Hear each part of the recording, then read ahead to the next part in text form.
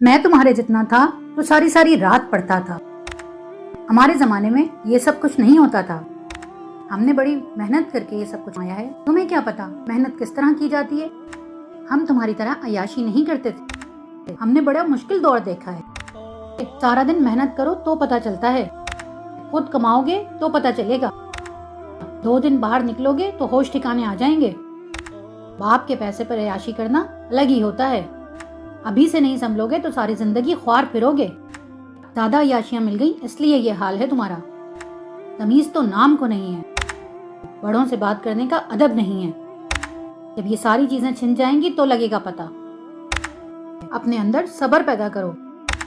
क्या आप भी अपने बच्चों को इसी तरह के जुमलों से मुखातिब करते हैं, इसी तरह के ताने देते हैं? तो रुक जाइए। ये तमाम जुमले आपके बच्चों को ना तो अदब ही सिखा सकते हैं, ना ही आपसे मोहब्बत, और ना ही आपकी की गई मेहनत की कदर। अलबत्ता ये तमाम जुमले आपको अपने बच्चों से मजीद दूर कर दें। तो फिर क्या किया जाए? इन जुमलों को कुछ और दूसरे जुमलों से बदल लीजिए। वो जुमले क्या हों, ये जानने के लिए आप हमारे साथ रहिए और देखिए कि अपने बच्चों को खुद से कैसे करीब किया जाए, बच्चों की तरबियत कैसे की जाए और उनके अंदर एहसास जिम्मेदारी कैसे पैदा